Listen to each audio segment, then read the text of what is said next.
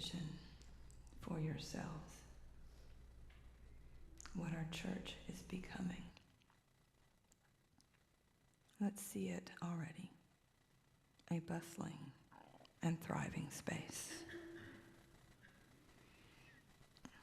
It's filled with joy, laughter, and song. The grounds are just beautiful. Plants and trees, all sorts of love and care has gone into the soil, into all the critters and the life outside. Yeah, picture that. And inside, it's beautiful. It's alive. It's peaceful. It's a true sanctuary. People to come for healing, for growth, for joy and connection. And I know you can see the children. They're happy and full of love, being taught wisdom teachings by kind and patient teachers. And in our other buildings and outside, we're sharing meals together too. We have such wonderful potlucks, and they're about to grow. We're just people hugging each other, singing together our beautiful voices. So envision with me and pray for and hold space for our perfect minister. He or she is living and breathing and existing right now. Let's reach our hearts out to the perfect person. And we're preparing the way for you to come, oh dear one. May you get all that you need to be here with us. This person is humble and wise and kind and just ready for us. So also envision us financially abundant, providing this new minister with a comfortable and fulfilling livelihood. Now, envision you here, learning and growing, connecting, singing, laughing, healing. Envision your coming home to your heart, to your place to be in the presence with God. Let's spend a moment there in that home, your own home in your own heart as you're in this home.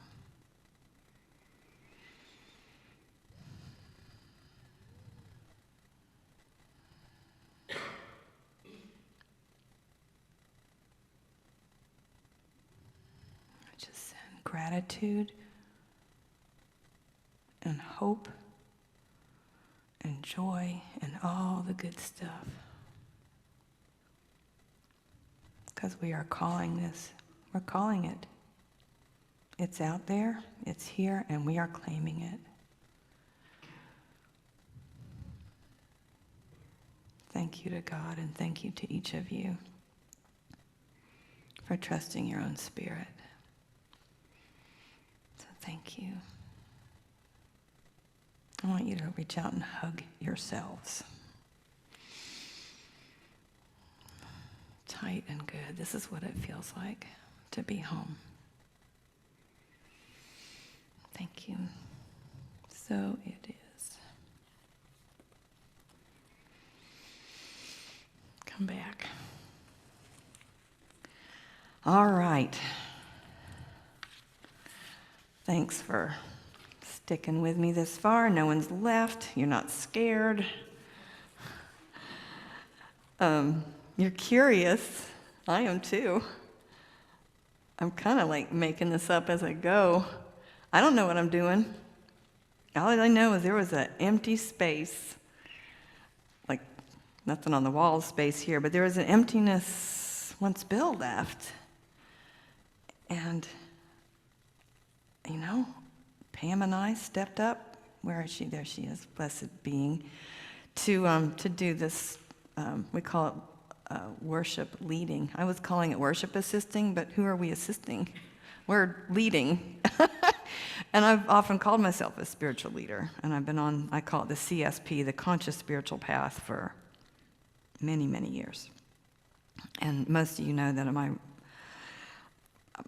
I think I have many ministries, but the kids, working with the kids is really my favorite thing to do. I am enjoying this a lot.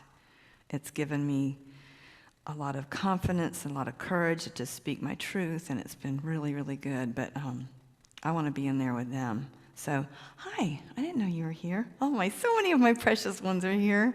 Thank you. Yeah, when I don't know how long I was doing YOU. Leninda and Kathy were the YOU folks, and Don and I were doing the younger ones. And I was like, I really want the teenagers, but they were doing it. And then they started to back out, and I'm like, oh, maybe there's an opening, and there was an opening. And I remember telling Leninda, who some of y'all remember, Leninda and Don Stewart, I got to stay with them in Sacramento just a few weeks ago.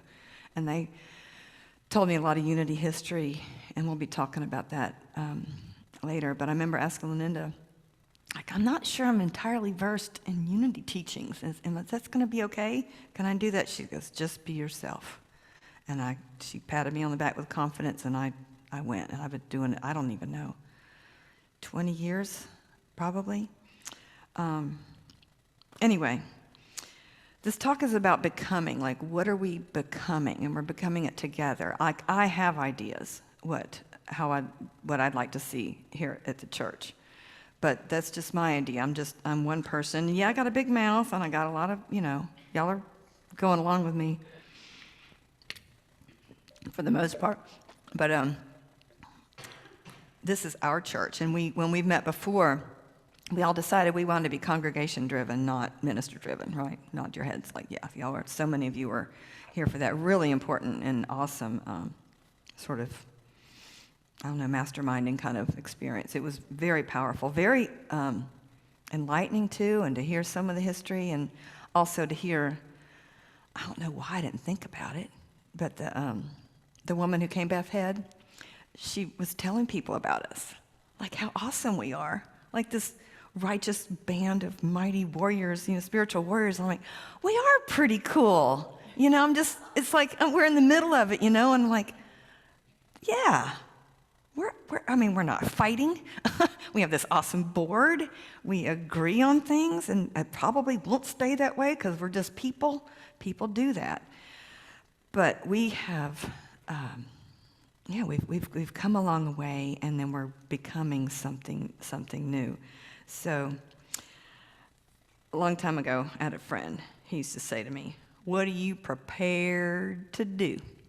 And it was just so funny. He said it really funny. So that's why I'm asking y'all, what are you prepared to do for your own church? I have some ideas. One thing, I'm going to hand out a survey in a little bit, and we're going to talk about that. So I want your thoughts. I want your curiosity. What can we do together? What can it look like? How can I commit without really committing?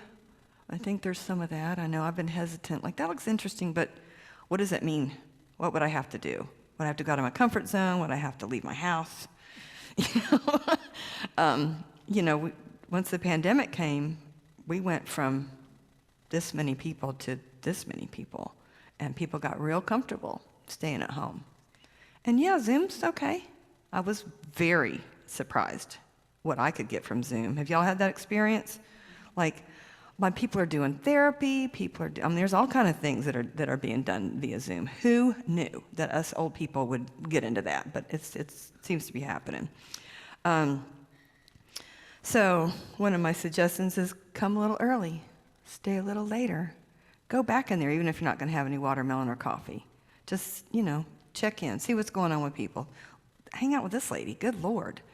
She's the head of the prayer ministry. Now she's doing leading meditations in the fellowship hall. Okay, what I'd like to see here. I talked about that in the meditation. gardens. Have y'all been back behind here? Do you know what's back here? We have a little gazebo. You cannot even see it. It's covered by overgrowth. And we've kept the lawn mowed, but that has not been dealt with. And I think, Earl, where are you? That's your one of your projects. And you need some help, don't you? Yeah. So one of my thoughts is that we have a memorial garden, like a space for people in our lives, maybe not necessarily from here, but people, y'all's people, your ancestors, some little token or some little thing, and I'm not sure where that could be, but I did have an idea of this little courtyard out here, where this circle, we had a little statue there. I could be crazy, but anyway, listen, hear me out. And it would take a little bit of effort, but how beautiful it would be. Like a wood and stone sort of spiral thing coming up with, and what I'm envisioning is people bringing plants and planting it in the yard or in this thing, and it being your plant. And I just figured out, I talked to my sister this morning, we started coming back when Don was a heathen and didn't come to church. He said, I've had enough of church, I'm not going to do church. I said, but this is different. And he's like, whatever. But anyway, you can see what has happened since then. But Gail said that we've been coming since 1990, so that is 35 years? Wow. So I would want to plant a tree. That's the stake of my commitment. That's how long I want to, that's a long-lasting thing, and I want it to see it grow and fruit, and maybe fruit. Pink grapefruit would be awesome. That's my second favorite fruit, because we can't grow watermelons here. It definitely would. So, and then people who, one of the things we talked about was how to get people invested in us, and that's kind of a way. And how many people are gardeners here? How many people garden? At least have house plants. That's a lot of you. And y'all know what it takes. It takes care and nurturing. It's very symbolic of, what the soil needs. It needs constant, care and water, and some less. Some require less, some require more. Anyway, just throwing that idea out there.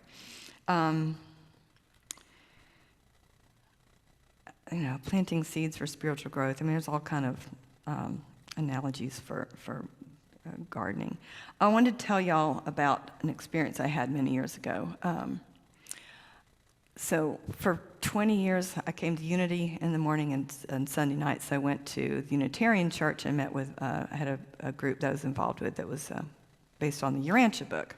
Maybe some of y'all have heard of the Urantia book. Anyway, my little Urantia group and I went over to a church in Brownsville outside of Pensacola.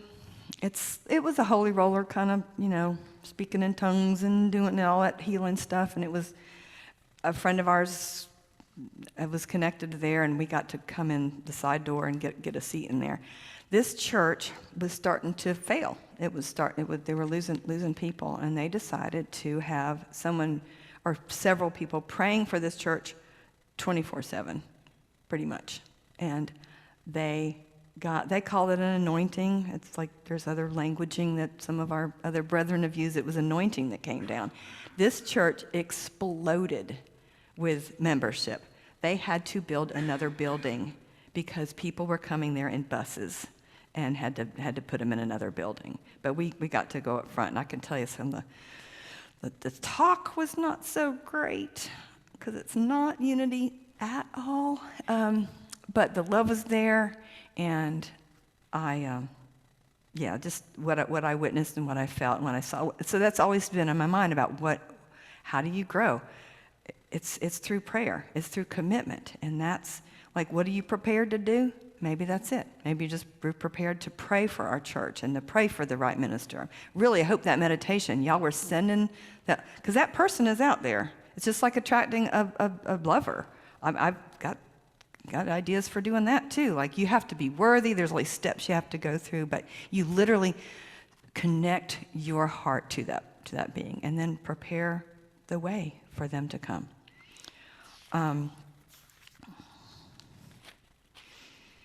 Thanks for, I got to do this every now and then. So there's a couple things. There's, and this is true for all of y'all. So there's my own ministry, my personal ministry, and I really do think we're on one, whether we're conscious of it or not. So where my ministry dovetails with Unity's ministry, then groovy. Where it doesn't dovetail, I'm doing other things, the same with y'all. And with this survey, I want to gauge your interest, where you need healing. Wherever you might need healing, lots of other people need it there too. And what do you want to send energy or money or action towards? And before I give you the survey, I think the quote was in there. And thank you, Kathy, for doing did y'all see the front of the bulletin? She picked the funniest bird to, so I'm confident, I'm bold and confident, I live with divine audacity. I think that could be my quote. I'm just audacious, and I've gone through enough of the teenage angst and worrying that people aren't going to like me, and they like me, y'all like me. And I'm just, even if I get it wrong or fumble, I don't care anymore. I used to. We all did, right? When we were kids, hard to be. And that's why I love teenagers so much. They're so obvious, of when I was that age. I mean, they're not grown up enough yet to hide themselves, but they're very, very careful with their energy and who they let judge them. Only being judging me is God.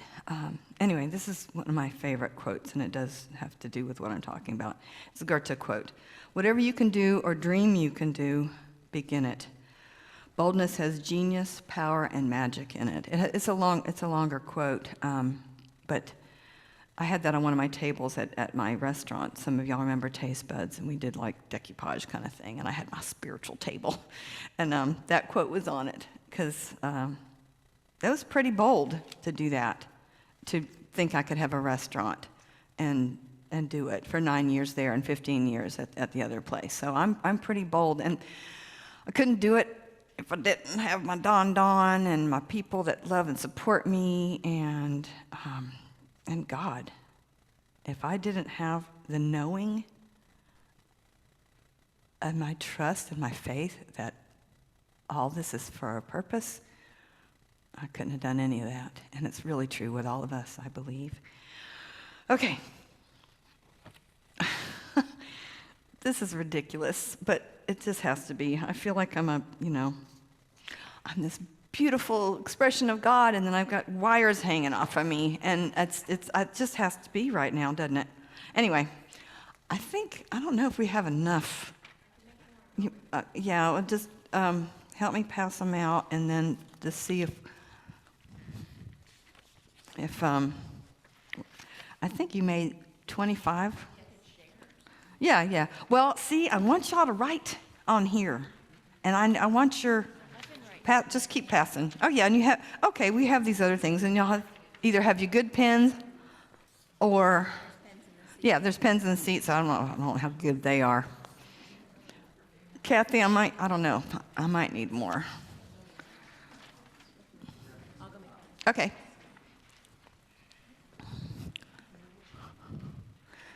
Did y'all like the Ho'oponopono? Did y'all like that? Oh, good. I actually need one too. Oh, I have it up here. Pam's making more now. Okay, so this can be anonymous, as you can see, but if you want to be more deeply involved in the conversation and action, then please share your name. So I want you to put your level of interest and what's important to you, kind of thing. I like over that, and some of them are broken down like A Course in Miracles and Yoga Sutras. Like you like Course in Miracles, but you don't want Yoga Sutras. Put it over that, like what a 1 through 10 thing. And this is just what I came up with. And if y'all think of more, I want them. This is just.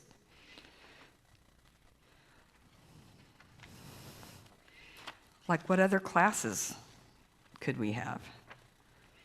Of course, we need people to teach them. And to me, it's very important that we bring in other speakers and musicians once we get our new minister. Catherine and I have been talking about, and with Dawn, also about like having a unity band. And I think you or someone said, well, people don't want a band.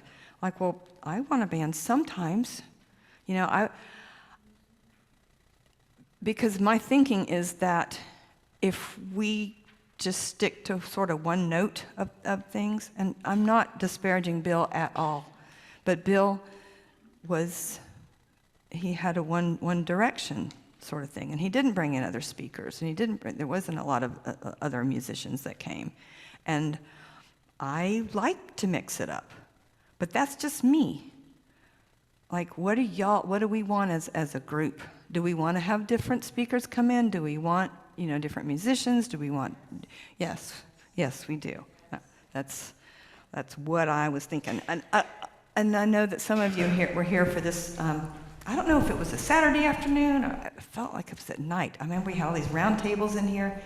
We had it all split up, and we had, like, Bill was like, what do you guys want for our ministry? And I remember I was sitting over there, and there was something like, if it were up to you, what would the service look like? And I was like, lots of singing and dancing and moving around and da-da-da. And this lady across from me, I don't remember who it was, she goes, I wouldn't want that at all. I wanted to be peaceful and serene and meditative, but I mix it up. I like to mix it. I like to sing and dance and be joyful and... over there, Pam. So please write that. Like, I want to mix it up.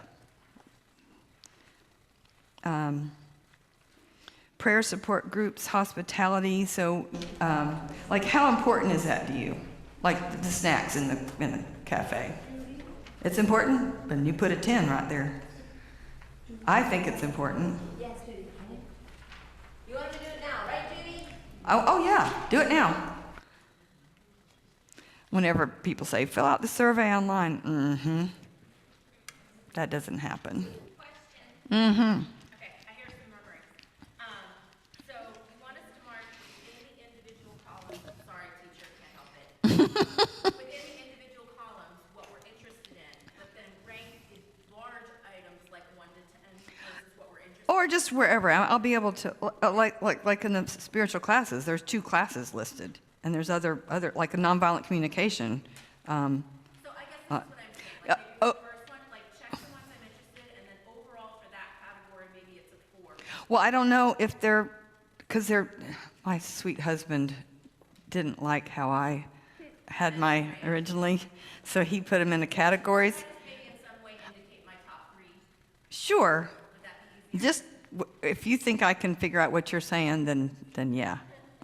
I think what it is, we're not quite clear on what the 1 to 10 means. 10 means you really love it. Like, I want to support Grace Mission. 10 is great. 10 is great. Yeah. And 1 being, But you do it for Each one. Yeah. 1 to 10. Not, I don't think just the category. That's what I'm saying. Like the 2 classes, like I want Course in Miracles, but I don't want Yoga Sutras. And Maybe that line is like a bullet point. It doesn't mean you have to put your number there, right? yeah. It's just the title. Right. Mastermind groups, which Catherine can tell more about. I think you're going to give a talk on it at some point. And that's really how that type of thing is how we're going to attract our minister, methinks. It's very, very powerful. And how important is meditation to you? In your life, and here.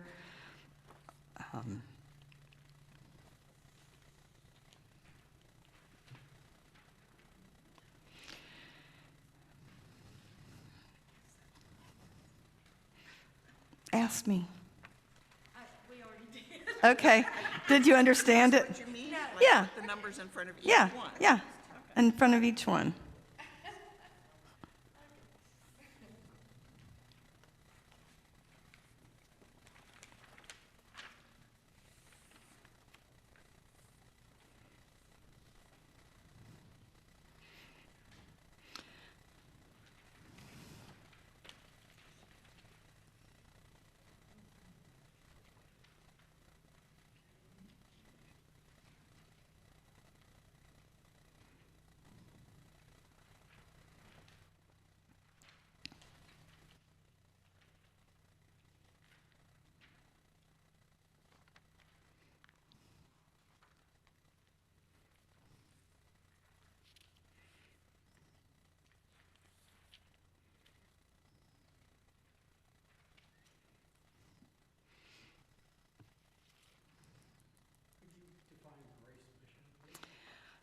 Marla can, right there. It's a place that provides services for homeless people, meals and clothing and hygiene items and things like that. And I volunteer there twice a week, and I've been bringing donations from here to this mission.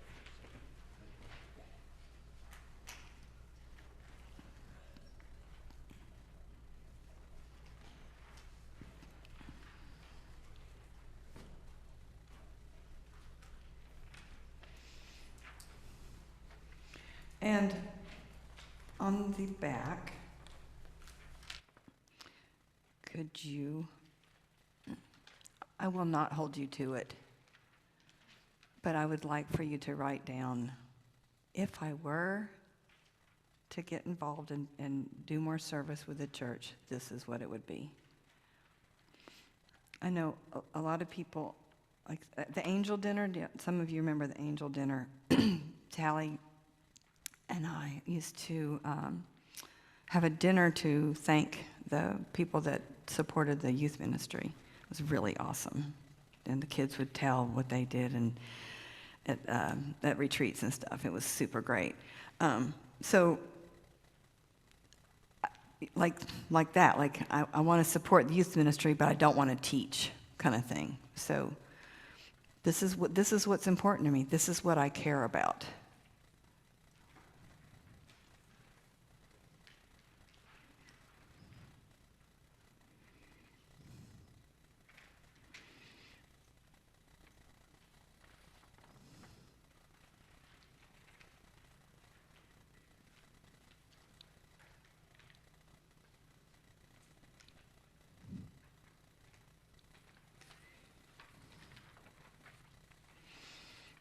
And under special services on the back, that's just the things I could think of. But maybe y'all could remind me of other things that we've done that you'd want to have again.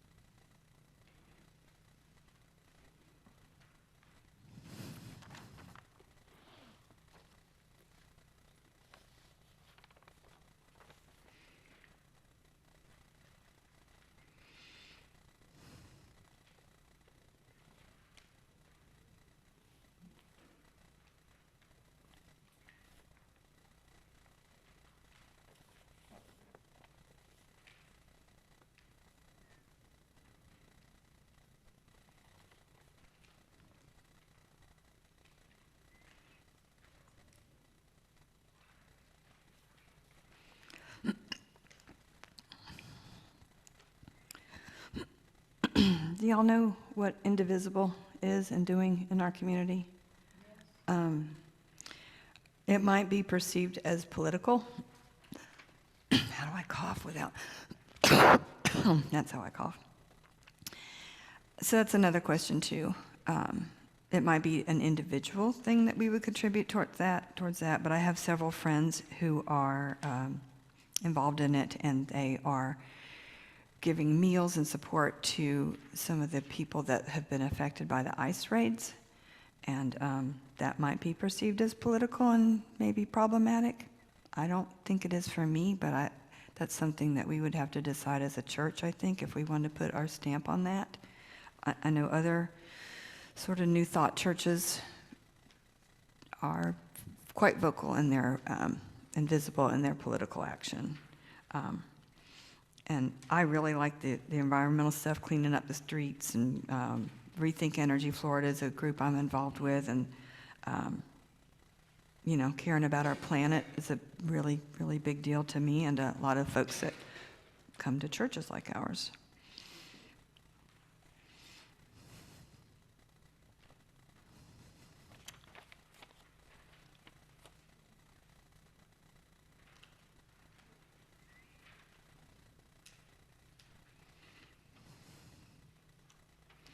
Okay. I don't want to.